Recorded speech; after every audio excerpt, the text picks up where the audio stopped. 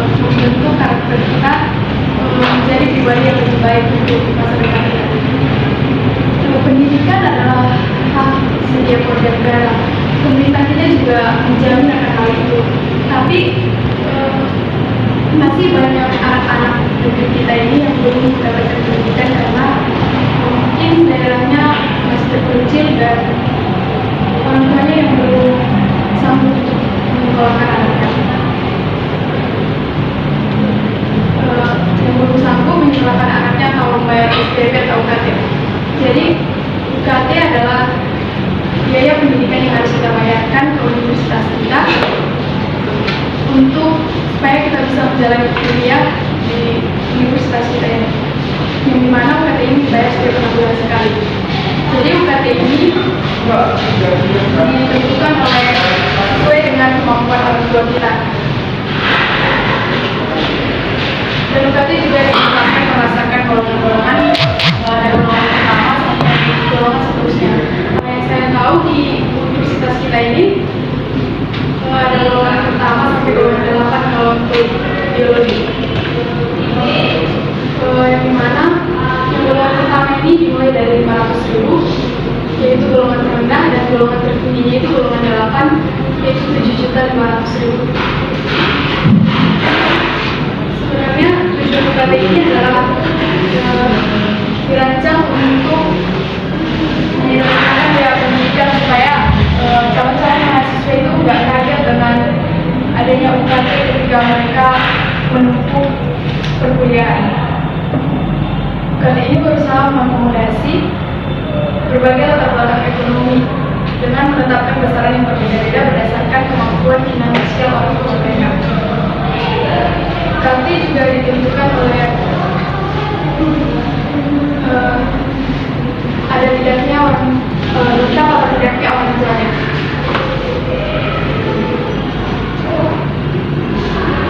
Tapi tantangan dalam implementasinya, banyak mahasiswa yang mengeluh karena UKT ini kadang nggak sesuai dengan kemampuan orang tuanya. Bahkan banyak mahasiswa yang mengeluh karena penerapan UKT ini, dan mereka jadi cemas, bingung, dan tidak puas.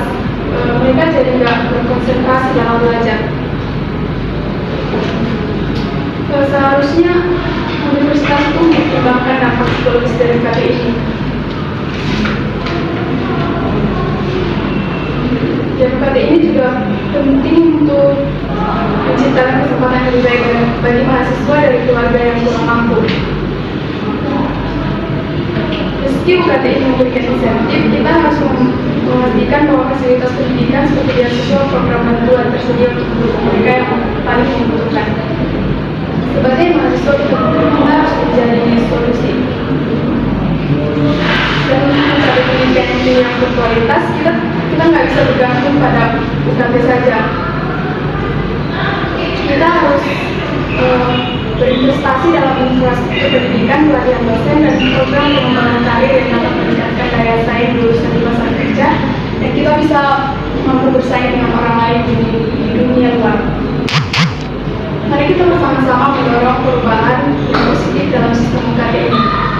Kita memiliki tanggung jawab untuk memastikan bahwa pendidikan di Indonesia bukan hanya hak tetapi juga kesempatan yang adil bagi semuanya. Sekian materi dari saya saat ini. Jika kakak-kakak ada pertanyaan, boleh ditanyakan. Perkenalkan, nama saya Angelika Sriganti. Saya dari MSP 23 sebagai mahasiswa di UNED ini juga.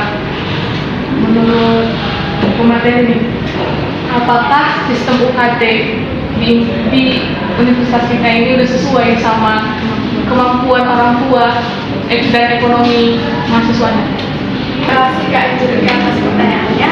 Jadi menurut saya sistem penerapan UKT di universitas kita ini masih kurang tepat Kak menurut saya. Soalnya masih banyak yang mengeluh gitu karena UKT-nya itu nggak sesuai dengan penghasilan orang tuanya.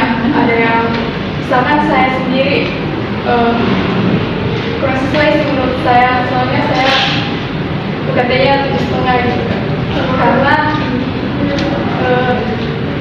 profesi orang tua PNS, padahal gajinya juga nggak besar-besar banget Kak. ya.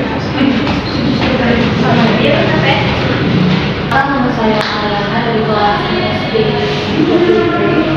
Dan kamu bilang tadi uang UKT itu belum tepat ya untuk keuangan orang tua ya. Jadi seperti kami yang UKT-nya golongan berapa? Apakah dengan UKT segitu yang sebesar itu, apa kamu ada melihat potensi itu ya karena UKT-nya tinggi? Enggak, pertanyaannya, jadi saya nggak ada niat untuk berhenti kuliah karena orang tua saya mau menyekolahkan saya, bersemangat untuk kerja untuk menyekolahkan saya gitu kan. Terus mungkin yang saya lakukan itu cari beasiswa Kak, supaya bisa meringankan beban orang tua saya. Boleh menambahkan sedikit. Tadi dalam komentar kamu bilang mahasiswa itu kadang tidak berkonsentrasi dalam kuliah karena sangat membutuhkannya uang kuliah yang mahal. Bagaimana dengan perspektif dirimu sendiri? Bagaimana kamu konsentrasi dalam mengikuti perkuliahan di mana partaimu dari golongan tertinggi?